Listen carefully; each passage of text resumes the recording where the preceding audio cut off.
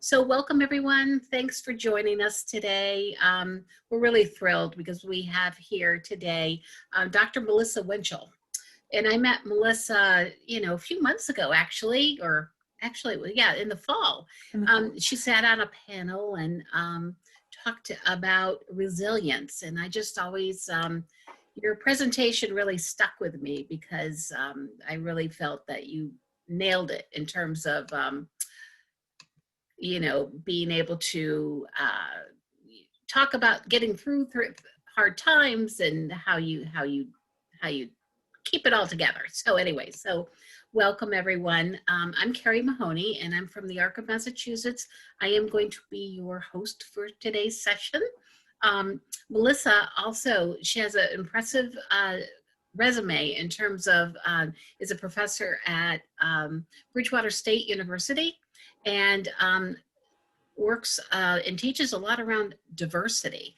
And she chairs several committees and, through the state and the country. And so just really impressive all that you've accomplished there.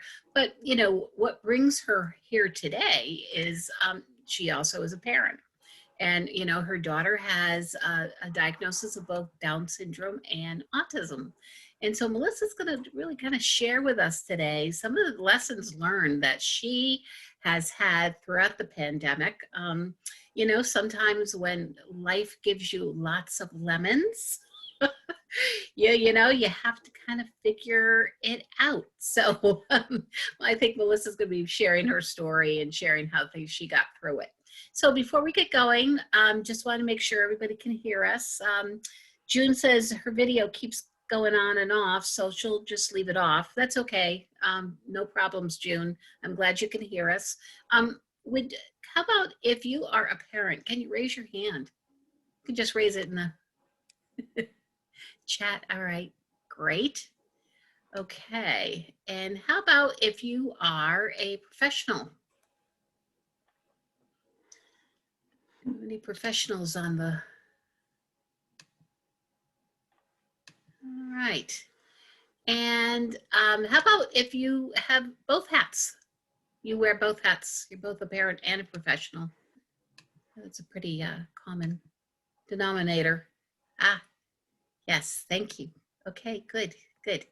All right. So without further ado, I am going to hand this over to Melissa. And we will be answering questions at this time. I would ask you to chat them in, and if we've got a smaller group at the end, we'll make sure that your questions are answered, but we also may unmute you so you can ask it directly. So anyways, okay, welcome everybody, and I hope you enjoyed today's webinar. Thanks so much for having me, Carrie. It's really great to be here.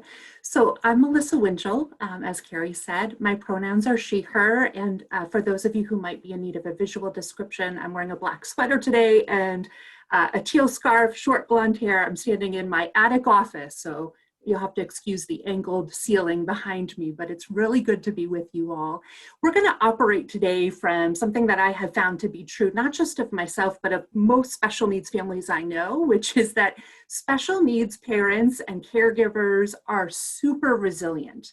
We just have a tendency to forget that that's true. So today we're going to operate from sort of this strength-based perspective that there's a lot that you all already know about resilience, a lot that you've already experienced that has made you resilient, or a lot that's called on you in your life to help you grow your resilience. So what I want to do today is to kind of give some framework for some of those things, and maybe even chat with you about some unusual beliefs that you might not be aware of, that the research around resilience tells us is true. And some of these may actually surprise you and may feel, I hope, a little refreshing to you as well. So that's the hope as we're together today. Throughout my time with you today, I would really like to take some time now and then to ask you to post in the chat if you're able and willing to do so. You don't have to. But a couple times during the presentation, I'll ask a question like this on the slide and ask you to post, if you're willing, your response in the chat. If you don't want to post, that's fine. You can just, think about it yourself. You can also just post it to me in the chat. Some of you may be aware that you can actually just designate a response to me as well, so feel free. So the first thing I'd like you to do, just kind of for fun here, a common refrain I'm hearing lately, which is, if the pandemic isn't over by blank, I'm blank. So we'll take a minute here. If you've got something along those lines to share in the chat, I'd love to see them.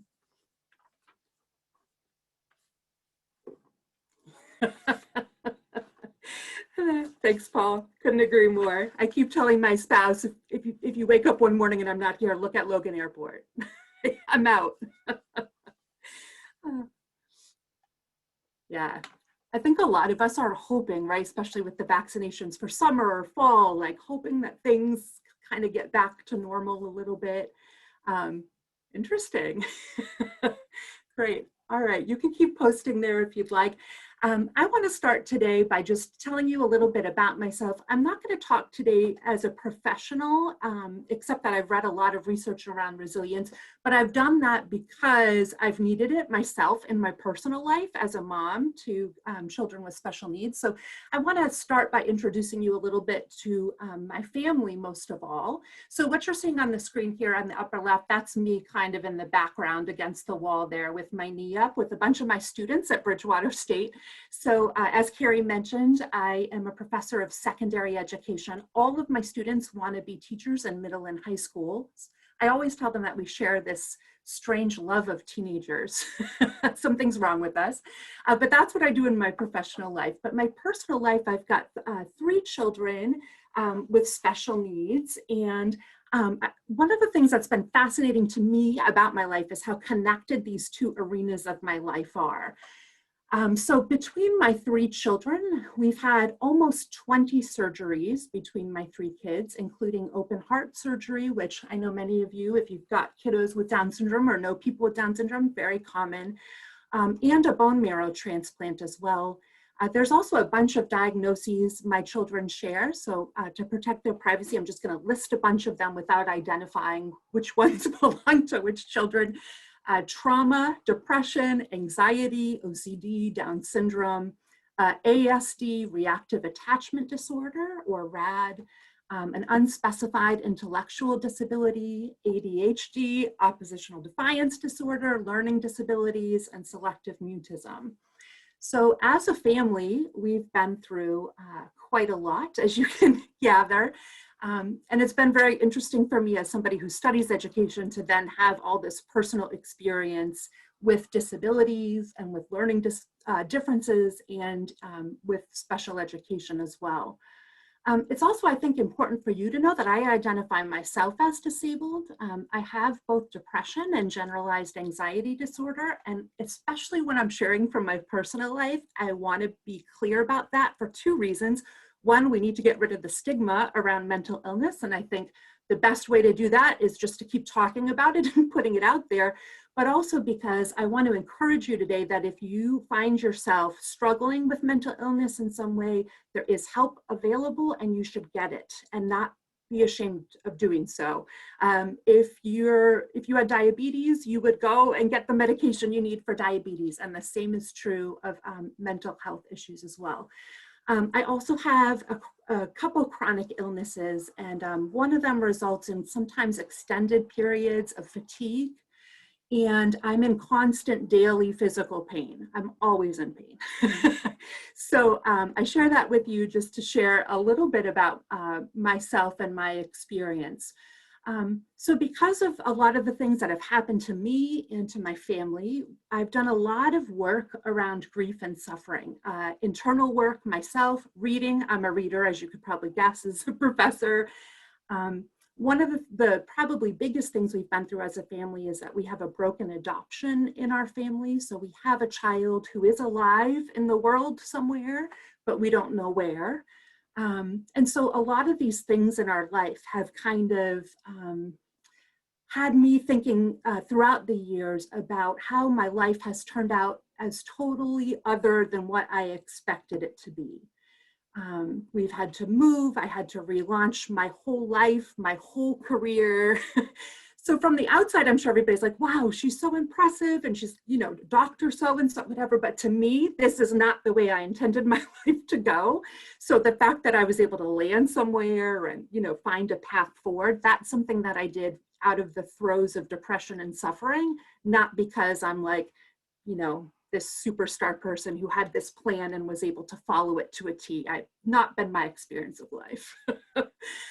So the most common question I get asked when I share some of my story with folks, people always want to know, how did you do it, right? You seem like you're a fairly functioning person, which is true. Most days I'm fairly functioning. And people want to know, how do you do it? So what I want to share with you today is that there's not a magic bullet. You did not miss the memo. There's no formula and there's no secret that I'm going to share with you today. What I am hoping to do with you today, honestly, is just to get, my friend likes to say, get in the mud with you. To tell you that you're not wrong. It's really, really hard to be a caregiver. It's really hard to be a parent to kids with special needs. I want to be really honest with you about what's been helpful to me and what hasn't. And most of all, I hope that you'll feel that you're not alone, that you're not the only one who is confronting how difficult our lives can be.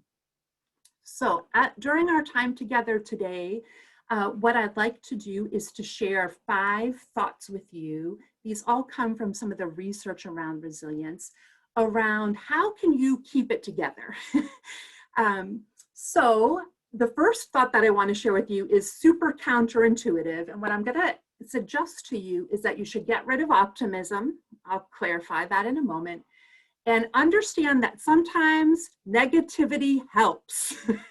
And as I said here on the slide, a little negativity goes a long way. So let me clarify for you what we know about positivity and negativity and optimism from the resilience research. So I want to introduce you in case you don't know this person.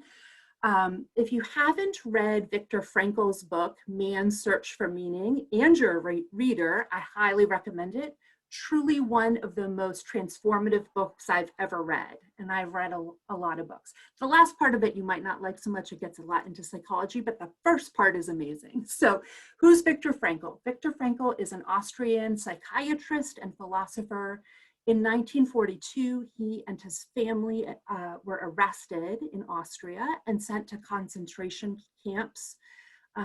During the 3 years that Viktor was interned at concentration camps, including Auschwitz, he lived actually in 4 different camps, and in that time lost both of his parents, his brother, and his wife. They all died. And he had something really interesting to say in his book, Man's Search for Meaning, as you can see here on the slide. And I'll read it just to be helpful. So the death rate in the week between Christmas 1944 and New Year's 1945, so that week, increased in camp beyond all previous experience. The explanation for this increase did not lie in the harder working conditions or the deterioration of our food supplies or a change of wealth or new epidemics. It was simply that the majority of the prisoners had lived in the naive hope that they would be home again by Christmas. If you've read Viktor Frankl, you know that he is very critical of those of us who are optimistic about our circumstances changing in the ways that we expect.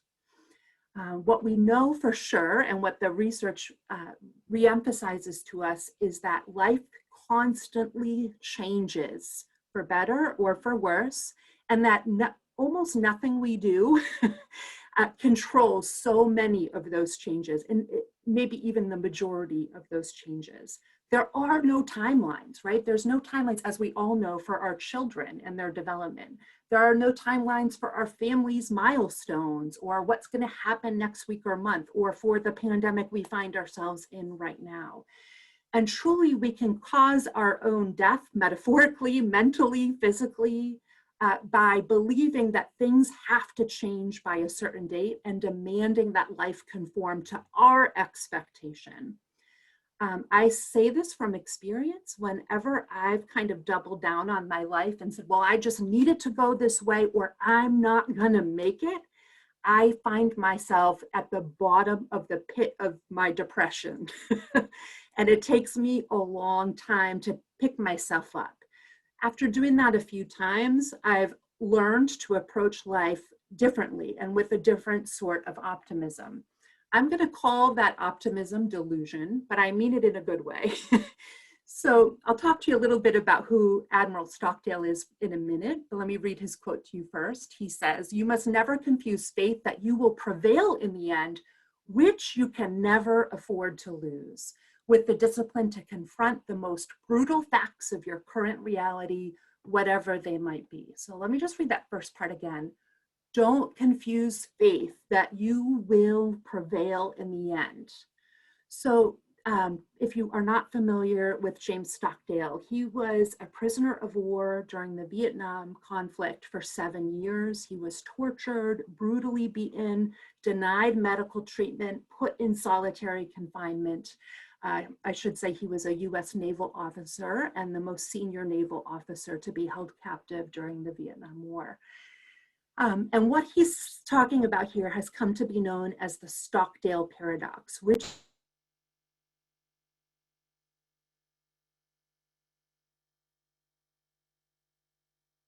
there you go, related to Viktor Frankl. Stockdale says we need both things. Both things have to be true at the same time. Life can be absolutely terrible, and we can believe fully in our ability to manage the terrible, to get through the terrible. Both things can be true at the same time, and that is what is known as the Stockdale paradox. So I just want to emphasize that with you today, that it's really, really important that we get ourselves into that headspace. So the delusion is we cannot be overconfident about our ability to get through. So that's what I mean by delusion. So our faith isn't in life and our hope is not in circumstances like, oh, it's got to go this way or that way, or I'm going to not make it. Our faith is in ourselves, or if you're a person of some other kind of faith, you might, for example, have a faith in a higher power or a belief that's helpful and meaningful to you. Overconfidence in our own ability to prevail always wins the day. So I remember at one point my daughter had been born and I was not expecting at all to receive her Down syndrome diagnosis at birth at all.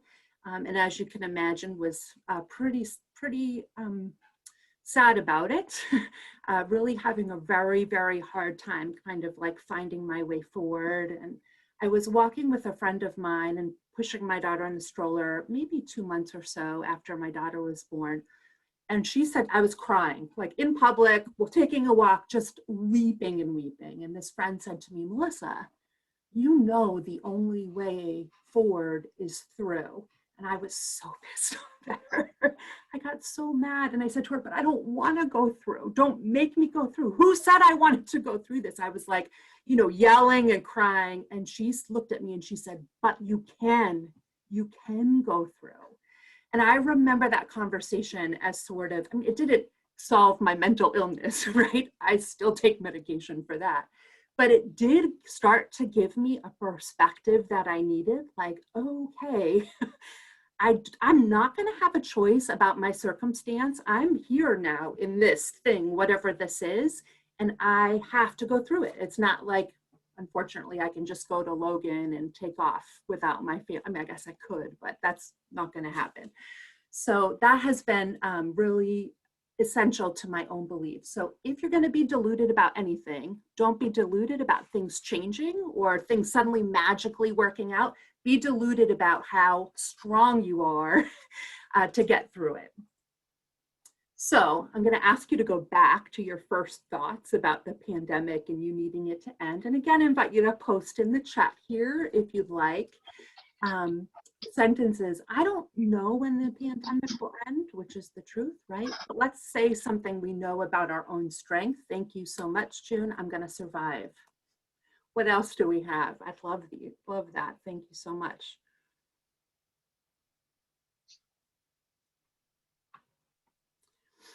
If you're not willing to post, that's totally fine.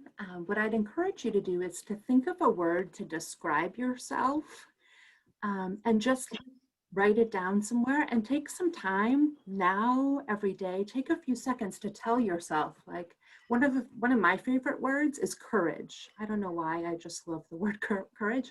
So I will often tell myself I'm courageous, because it reminds me, like, yeah, this life is scaring me to no end.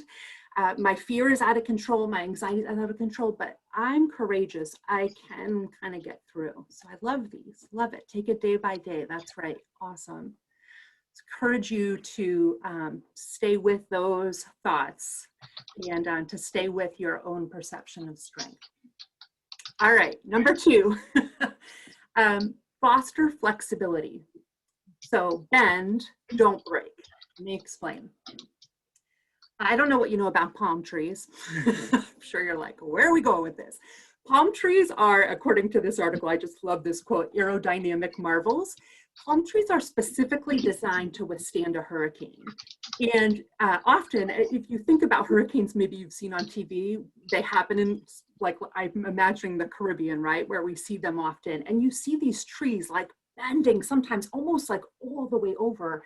Palm trees are actually more similar to grass than they are to trees, as you and I in the Northeast think of trees. They have more in common in terms of their makeup. So it allows them to bend instead of just breaking in the middle and falling to the ground. And what I want to say about that is, when you look into the research on what resilience is not like, I'm going to do something with my body. I don't know what the word is for this, but like toughening up, right? Like, okay, I got this. I'm just going to like hold on and get through and muscle it through. That's not resilience. The research says resilience is the process of adapting. So the question is, how can we adapt in trauma, in tragedy, in threat, in stress, right? So we need to remind ourselves that already in this pandemic, we have bent in many ways. You've certainly, I'm sure, bent your routines, the way you maybe do self-care, right? I'm lucky that I get to make myself a cup of coffee every day. I don't know who these people are who think I have time to attend like a yoga class, or every time I read one of these self-care articles, I just want to like laugh to myself, right? So I'm bending my own, okay, yes, I would love to do that, but right now I can't do that, right? So I have to bend my expectation of myself. I don't have energy. I haven't had energy in a couple months to take a walk in my neighborhood, partly because of my illness, and I don't know, I assume stress. Okay, right? I'm gonna bend for a while, and when I have energy, guess what? I will go walk. We maybe are breaking some promises we made to ourselves. I'm not gonna gain weight during the pandemic, or I'm not gonna yell at my kids, and then day 2 of the pandemic, right? We've already lost our minds. We're bending our family's roles, right? Who's home, who's not, our structures. Maybe think about bending our own vulnerability, our own ways of asking for help or communicating with people what we need. So, you know, I'm a professor at BSU. I'm also right now basically homeschooling my kiddo at home. We've tried out remote learning. It wasn't working so well for her. So because of that, my time is not what it used to be. It used to be my kid went to school, I went to work, and I had hours of time to do my job. And it was work time compartmentalized from home time. And I know so many of you are finding yourself as caregivers in similar situations. So I have to flex, because I am lucky to get 1 hour of uninterrupted work time a day during the day, right? So I fit in work in this 15 minutes and in that 15 minutes, and I don't check email one day and check it the next, so that I'm just trying to be in my mind, telling myself I need 5 hours of, it's not going to happen. So it's not a useful thought to have, to say, Melissa, you need X, you need this. Well, it's not available. So I have to stay flexible and in my own mind, because that's what it takes to be resilient. So when you're thinking about how to get through this pandemic, I encourage you to think of yourself as a palm tree and not as like the old pine in the woods, because the more able you are to bend, the less likely it is that you will break. So I want to invite you again. feel free to post in the chat, or if you're writing in your own journal or whatever, that's great too. We started kind of with this idea that special needs families and caregivers were already resilient. We know a lot about resilience. So what are some ways that you've already been flexible during the pandemic? Maybe write down a few of those. You can put them in the chat if you'd like, because I'm sure your thinking will spark other people's thinking too.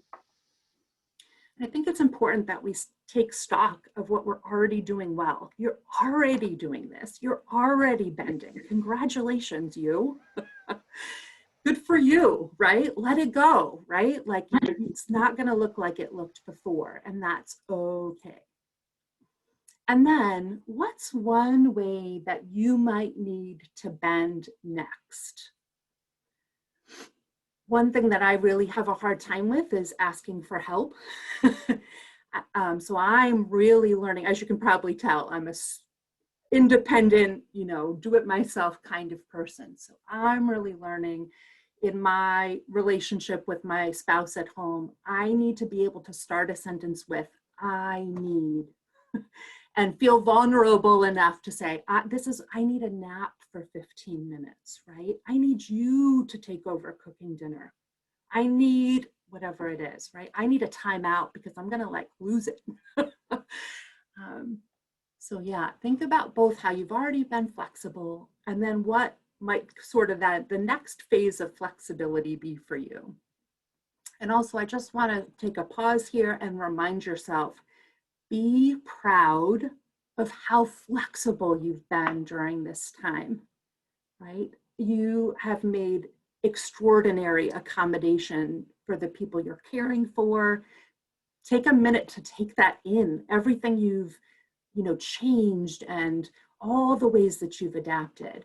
It's truly an extraordinary thing, the way we as human beings are able to do that. So I hope you'll kind of bask in that a little bit today. All right, the third idea that I'd like to share with you is drop a ball or learn to quit.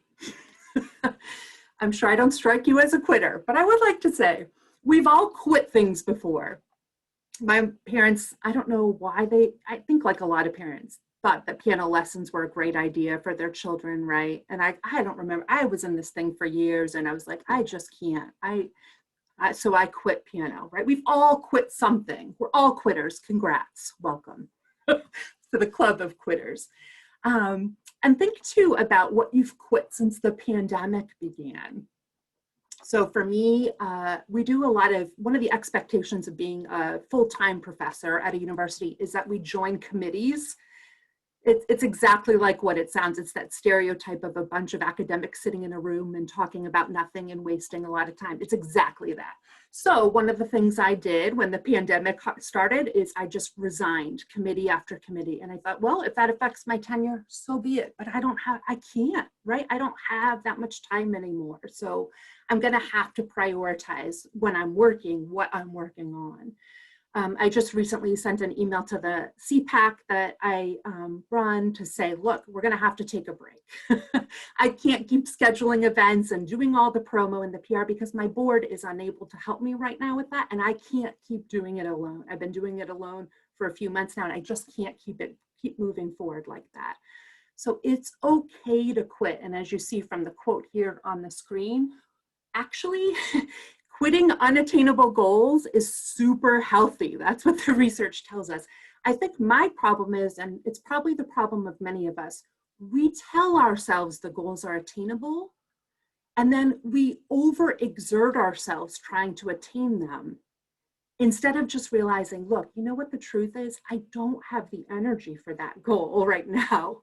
Doesn't mean it's never gonna happen, right? But right now might not be the season for it. So I want to share an analogy with you that's been super helpful to me in the pandemic, and this one is not mine. So I don't know if you saw this go around Twitter. I'm on Twitter quite a bit, but there was a ball analogy that went around Twitter a few months ago. It might have been May or June, that came from author Nora Roberts. You may have heard of her, American author. And she was quoted as saying that every task in our life can be represented by a ball. Some balls in our lives are plastic and some balls in our lives are glass. So the trick is to let plastic balls drop because they'll bounce, no harm done, right? And make sure that we keep the glass balls in the air. So what she says is basically, you can't keep them all in the air. As much as you like to pretend you can, it's not going to happen. You're going to have to occasionally drop a ball. No worries, just make sure that the ball you're dropping is a plastic one. So to be clear, what Nora Roberts is not suggesting is that our children or the people for whom we give care are always a glass ball. A ball does not represent an entire category in our life. A ball represents a task in our life. So for example, 2 days ago, homeschooling for me, homeschooling my kiddo, was a glass ball. It just felt super important. I had the time and the energy for it. So when my kiddo took 3 hours to get in the shower, and we couldn't do homeschooling at the time that I like to do homeschooling, which is before I start the rest of things for the day, I was able to circle back later in the day after I had a bunch of meetings for work here on Zoom and kind of get her back to school. And we did not drop the ball that day, right? So for me that day, that was a glass ball. I was decided this is priority. I'm not going to drop it. It's now been 2 days since we've homeschooled. Yesterday and today, homeschooling have been plastic balls. She still will not get in the shower in a timely manner. I am not going to lose that battle. We must be clean people. So waited, and that's fine. But I've been working all day. I'm in meetings. I do not have time yet, and I haven't had time yet to circle back. Am I going to have energy after this webinar to go and do her schooling for an hour and a half or 2 hours? No, I am not. So I'm going to let it bounce today. And maybe tomorrow it will be a glass ball. And I don't know, maybe I'll pick it up on a day that the rest of the kids are not in school and they have a vacation day. I don't know. But you just have to be flexible in your thinking. Of course, we love the people we care for and our children, but baking cupcakes for them versus buying them at the store, right? All things related to things that we know the category is so important to us, but all the tasks within that category are not created equal. So just a reminder to choose day to day some things that are glass and you're going to get done, and just let the other things go. I'm somebody, for example, I do not like clutter. So for me, picking up clutter is a constant glass ball. It does not do me well. It's just part of my mental health to not have clutter around. I do not, however, clean my house. The last time I have vacuumed or dusted is, I don't know. Thank goodness I have a spouse who occasionally does it. So we just let things go and understand they're plastic balls and it's okay. So just keep that in mind as you're going through, because we know from the research that we have to stay busy. We can't drop everything, right? We don't want to drop everything and take to bed for 5 months. So pick some things that you can do, things that are meaningful to you and important to you, and do whatever of those you can and let some of the other stuff go. So again, I'm going to invite you to reflect here. Again, feel free to use the chat. Oh, I love these comments. Bounced my CPAC meeting. Love it. So what's one plastic ball task that you are planning to do or were planning to do this week or this weekend that you can let go, let it bounce? Maybe you'll pick it up another time, right? But it's not going to happen on the timetable you thought. And then on the other hand, what's one glass ball task that you need to juggle? So for me, this webinar, right? Glass ball task. I can't just, show up and be like, hey, sorry, didn't pull anything together, right? So thinking about our lives in terms of those ways. All right, so feel free to post if you'd like in the chat. I'm going to keep going just so that we make sure we have some time to chat together at the end. All right, number 4, keep your mask on. And I'm not actually talking about your pandemic mask, but I do think you should wear a mask, but What I'm talking about is actually a scuba diving mask. So there's a psychologist, Morphew, who studied a series of accidents that happened to scuba divers.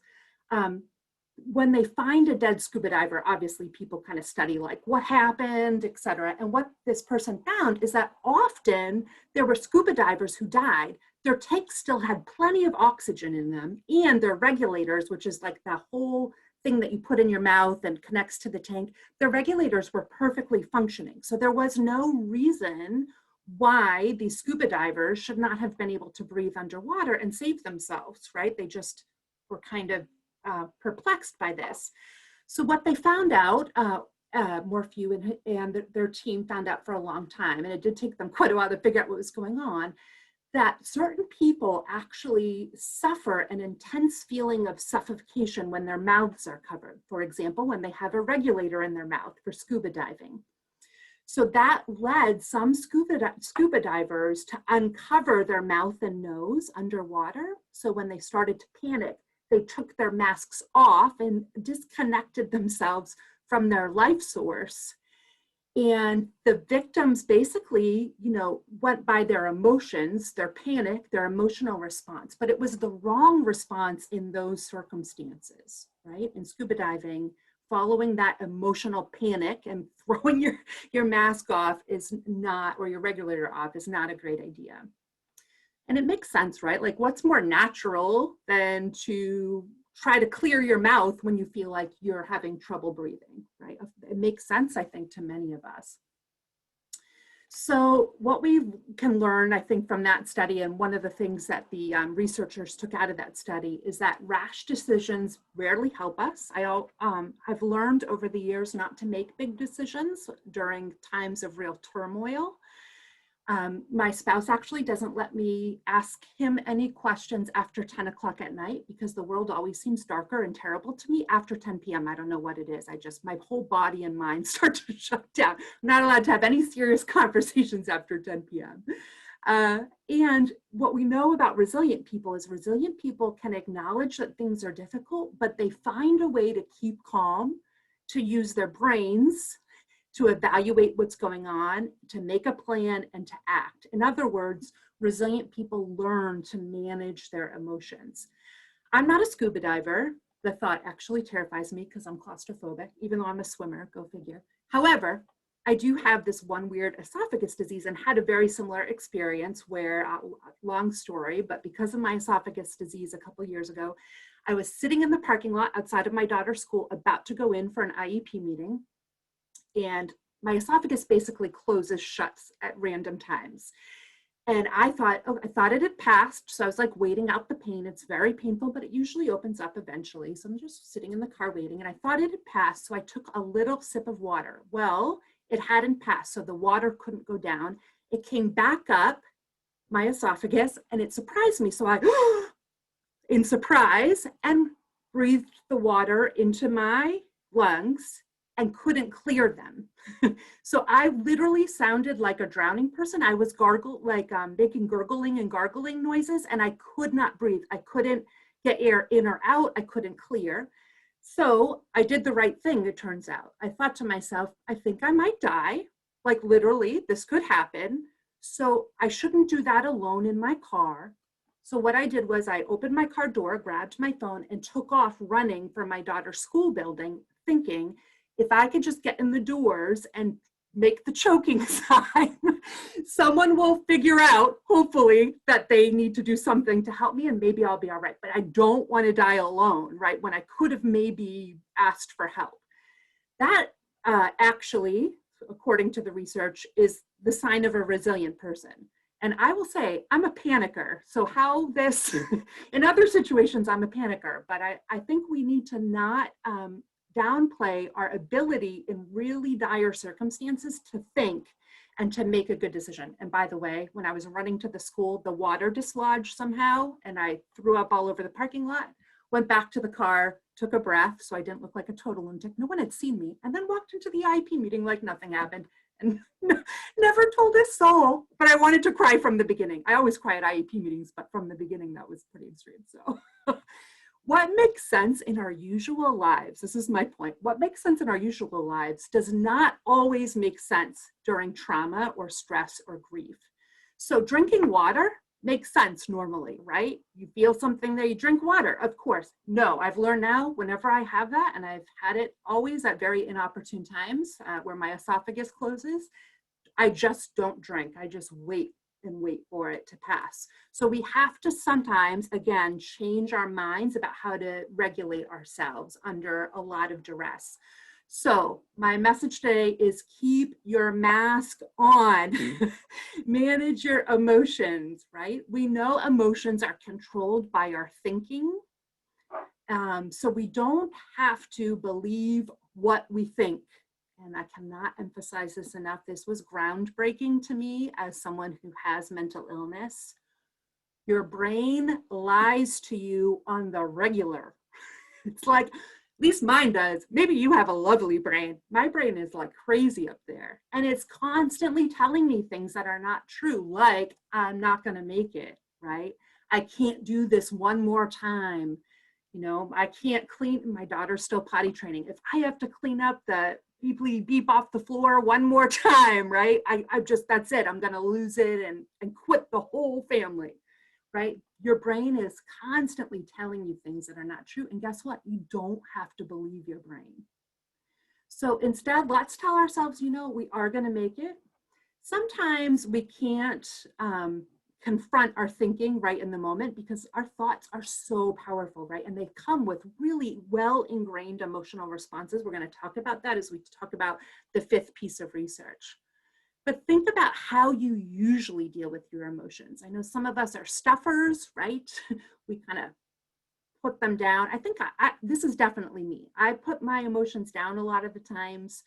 I read something one time that depression is emotional constipation, not to be graphic, but I think that's very true actually in my own life, that when I am not making time on a regular basis to feel sad and to grieve or to be mad if I'm mad, right? Oh, I'm mad that life is turning out this way, right? Like when I don't make time to deal with those and just to let them be, to acknowledge them, I get more depressed. Some of us are panickers. I think I'm all these things, I don't know. Or we're catastrophizers, right? One little thing goes wrong and suddenly it's like our whole life, our whole everything kind of all goes together. Sometimes we over-identify with our emotions too. So when you hear yourself saying something like, I'm always sad or I'm always angry. So the way you usually deal with your emotions may not be serving you well during this pandemic. So maybe usually you take your mask off, but guess what? We're underwater. So you better keep your mask on and find a better way to be in relationship with your emotions. And what I will say about that is learn to care for your pain. Learn to care for your pain. It's okay to be in pain. It's okay to be sad. It's okay to be angry. It's okay to be at the end of your rope. Give yourself the space and the mind space. Give yourself permission. Some of us need permission to care for the pain that you're going through. All right, I know we're up against a little bit of time, so I will leave these questions with you. You probably won't have a lot of time to post, but think about how you usually respond to emotional lows in your life. And what response during emotional lows would better serve you during the pandemic as this pandemic continues to go on? So what would better serve you? And I'm sure we'll have some time for some questions at the end. And I hope some of you have some thoughts about how you're managing as well. I think that would be helpful to hear from one another. All right, number 5, I said that we talk a little bit more about the brain. Number 5 is about nurturing glimmers. And I think those of us who are caregivers and parents of children with special needs, we know this. Small wins are still wins, and they deserve to be celebrated. And in fact, as most of us know, if we don't celebrate them, nobody else will. So we have to celebrate them. So, you know, kind of tongue-in-cheek here, I put some definitions. The real definition of a glimmer, of course, is to shine, right? That there's a bit of light peeking through and you can see a glimmer in the darkness. My definition for our purposes today of a glimmer is those ordinary moments that we want to remember, anything that gives us gratitude or pause, right? Small successes, hope. Glimmers are hope. Things that cause us to be hopeful. Here's what we know about our brains. Our brains are wired to remember negativity and trauma. We could get into evolutionary biology here, but I will not. Just know your brain is wired to survive, and survival means your brain is constantly on the lookout for negativity, right? For negative things, for warning signs. And that gets tiring for a lot of us. So we have to make a concerted effort to rewire, literally, the neuroscience on this is saying that literally our brains have to learn to refire the neurons in our brain for positivity. This is one reason why therapy is so healing. When we're talking about some of the worst things that have ever happened to us or our own trauma in a positive environment with a caring listener, it begins to rewire our brains. Like, oh, I shared that, and like the sky didn't fall, and someone like looked at me with kind eyes, right? That's helpful to us. So again, a reminder, I'm not a psychologist or a professional, but I encourage you as someone who's often needed one, that if you do need one, reach out for help, because it will help to rewire your brain. So those small successes that we have, getting through the day, right? This morning I was making a cup of coffee, which was a big deal. And I looked out and it was snowing, and I just stood there literally 5 seconds, but I thought, I'm gonna remember this today. Literally 5 seconds before my kid was screaming my name again, right? But I just thought, it's fine, it's 5 seconds. That was my glimmer today, right? So we have to be active about that. I don't know if you know Rick Hansen, but if you don't, you should read his stuff. He's awesome. He says that the brain has a negativity bias. In effect, he says, it's like Velcro for negative experiences. Our brain like sucks up negative experiences, but it's Teflon pushing away positive ones.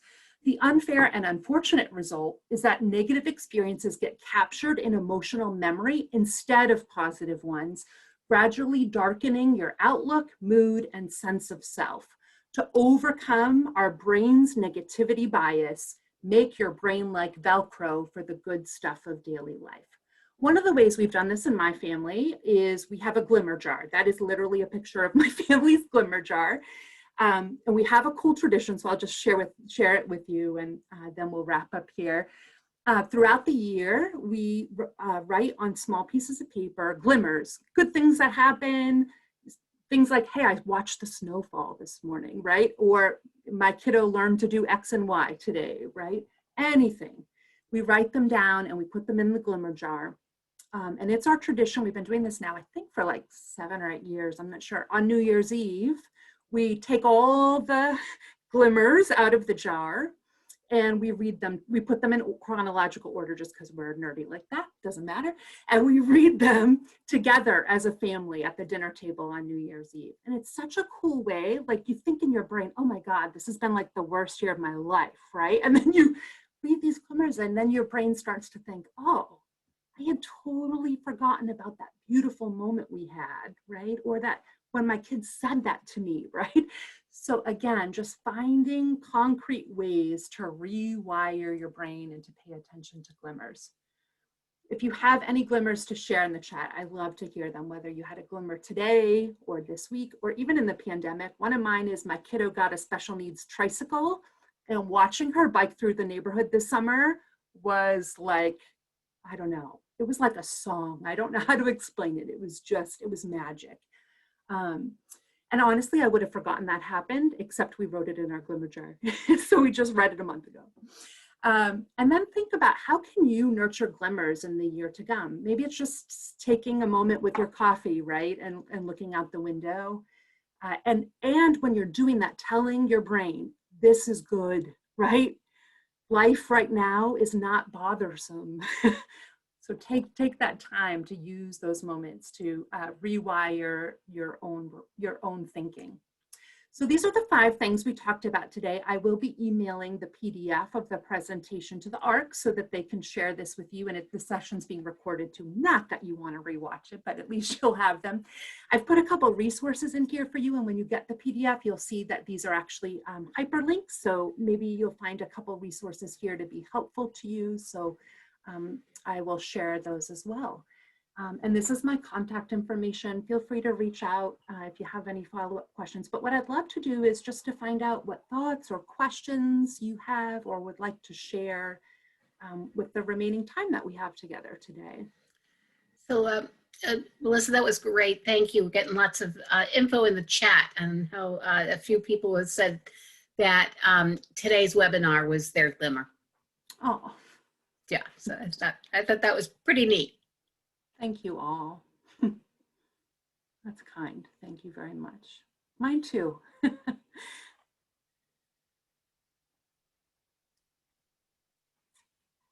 Are there any questions that anybody has or anything that anybody wants to share that's been helpful in terms of your own resilience? Thanks, Corey. I knew I saw some familiar faces pop in. All right, so I see Corey's question in the chat, and I've missed most of what you've been saying. I'm sorry. I'm going to save the chat and go back and read through. But Corey asked how school districts can prepare for post-COVID living, and yeah, I am happy to take education questions. I'll do what I can to answer them. I think one of the things that's striking everyone right now, or should be, is the incredible amount of access that remote is and technology is offering to people right now. So one of the lessons I hope that school districts take forward, and CPACs, for those of us who are involved with our CPACs, it sounds like there's a bunch of us out there, is how can we set up meetings and webinars and even classrooms, I know that's next level, so that people who aren't able to attend in person for whatever reason can still come and can still be engaged and a part of it. So that for me is, I think, one of the things that I really want to work on and think about for myself. I think especially in the disabled community, there's a lot of concern that this lesson isn't lost on those of us who are able-bodied, right? Because this has provided a lot of access to people that didn't have it before. There's a lot more I can say about that. Is there another? I want to make sure I get anybody else's question. And Karen had a comment that it's important to highlight that it's okay and healthy to drop a ball or two. Yeah, I don't know how any of us would survive still trying to do it all and doing it all without everything else that's going on right now. And maybe some of that is also, you know, to loop back to your question as well, Corey, I think we're learning that mental health really matters right now for our students. We're seeing, as you all know, an uptick in mental health issues in our students. We're seeing it at the university as well. And I will say for teachers and faculty, I mean, we're all dealing with our mental health in new ways right now. So I hope part of the conversation that we'll be having as school districts post-pandemic, or as we move into post-pandemic, is how we can find funding and support for everyone's mental health, not just for students, but for faculty as well. I think it's really, really important. I don't know what your agreement is with the ARC for this particular presentation, but I think it's got staying power. And if it's possible that they could make a link that we could share with our kids' teachers and the schools and so forth, I think teachers would particularly benefit from this. Oh, thank you, June. Yes, that is, we like to share everything that when we have people do webinars for us. We think it's really, really important. So we will have this recording on the ARC of Massachusetts YouTube channel. And please feel free to share that link. We want it to be shared. And I agree, Melissa, this was just a terrific webinar today. And we've been doing this whole caregiver series called Caregiving Around the Clock, because that's basically what everybody's been doing. And this has been very, very special and I think really helpful. And I love the 5 points that you made. And, you know, just I'm excited that people are going to be able to get a copy of the PowerPoint and review this info, because it's just good to kind of go back every once in a while and review it or read it before bed and say, oh yeah. So thank you. Yeah. How about anybody else? I'll just say one more thing. It feels a little bit like first aid, you know, like critical triage care right now. I can relate to that so much. Yes. Yeah, my semester just started up again, right? You know, at the university, and same. I'm like, oh my gosh, I forgot how hard this was to like do this juggle every day. And every day is in some ways so much the same. And then in other ways, so individually exhausting.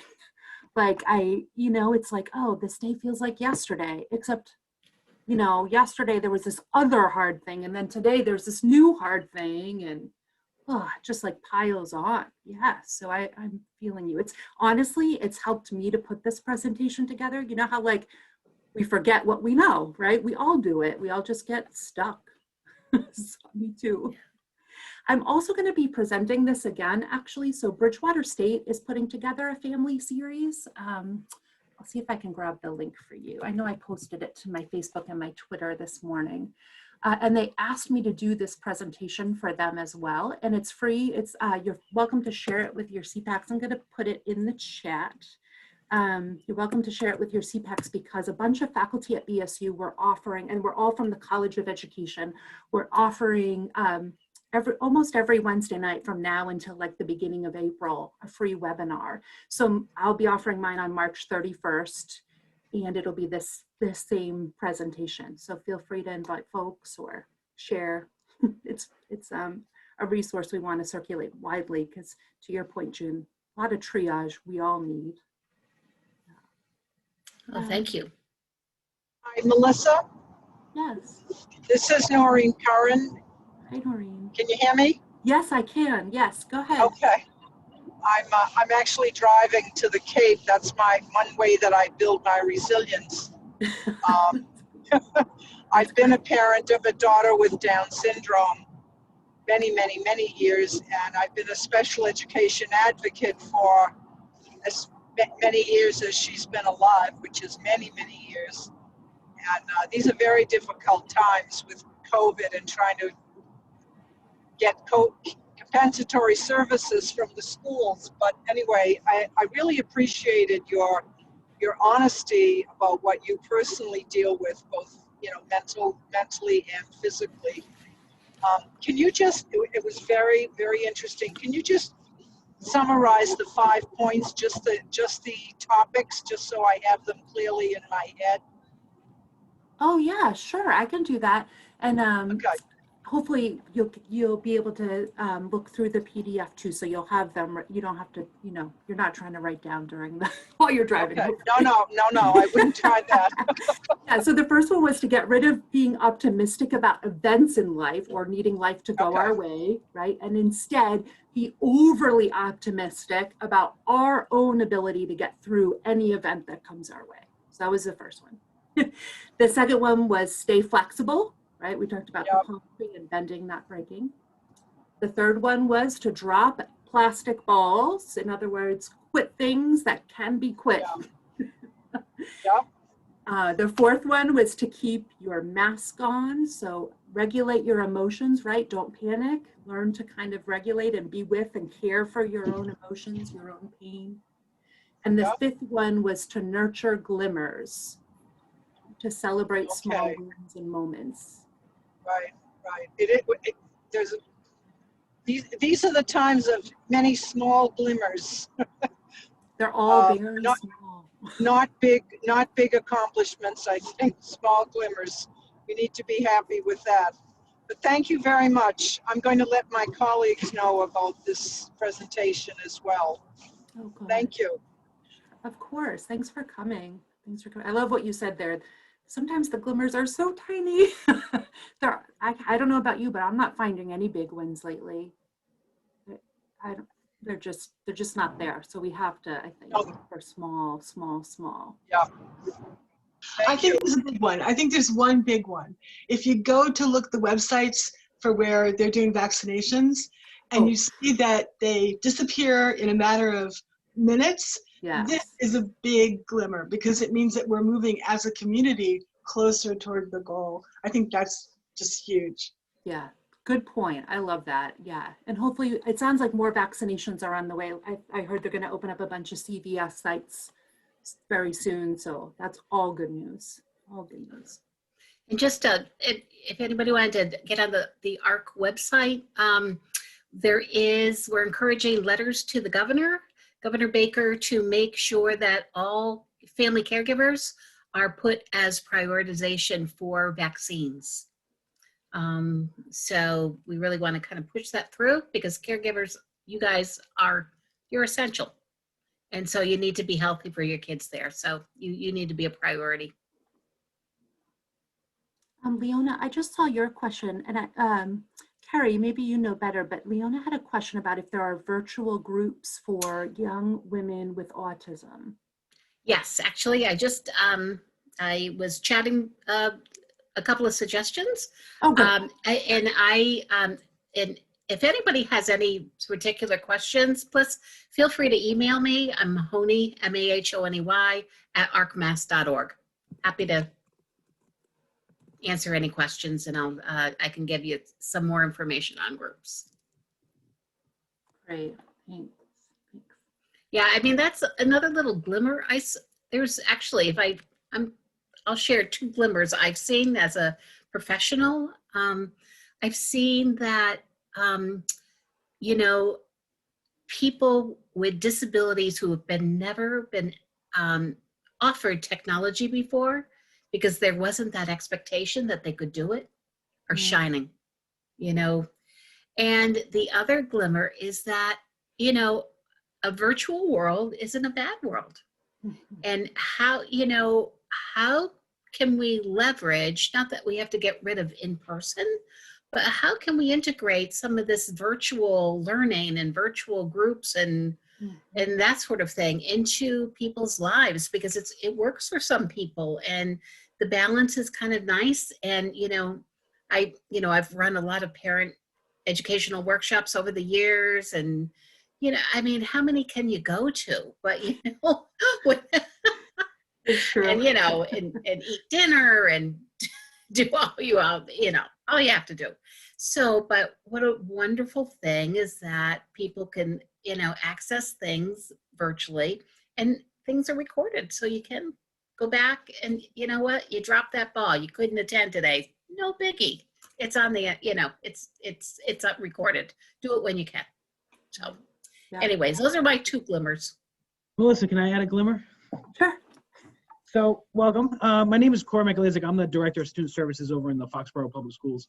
And one glimmer great. that I have, and I used to work with Melissa for several years. And so one glimmer that I have is when we have IEP meetings and we expect parents to take time out of work and leave work for the day to attend an IEP meeting and trying to work around those schedules, what we're seeing now, to your point, and I forget your name, I'm sorry, from the ARC of Mass, your Zoom name, but one glimmer is that, we want to continue those Zoom meetings to give parents access where they don't have to continue to take days out of work, or, it's not just those IEP meetings. As some of you may know, there are several meetings throughout the year at some points. And so to take several days out of work becomes really kind of inconvenient for parents. So knowing that we can still continue with Zoom meetings and that setup, I think works for families and works for kids, especially families that might have single parent households as well. But that's my glimmer that I'm taking away from here, and hoping that we can continue this. Yeah, thanks for that. Thanks, Corey. All right, so I'm looking at the time. There's a couple of other chats, and anyways, Kathy Boyle, yes, Kathy Boyle has been working with the Commissioner's Office. Thank you. Looking at, changing the way that day programs are structured and that sort of thing. Kathy's son is doing great since he hasn't had to go to a day program. So what did we learn from there? So anyways, but I want to be respectful of everyone's time. Again, thank you, Melissa, for a terrific webinar this afternoon. Everybody clearly thoroughly enjoyed it. And thank you all for coming today and taking the time out of your crazy daily schedules and making this a priority. And we will get it up on our YouTube channel. It does take a few days. Our digital media person's pretty out there in terms of her responsibility. So, but thanks all, and you'll get the PowerPoint in your email boxes. So everybody have a great day, stay well, and hope to see you soon. Thank you all. Bye. Thank you.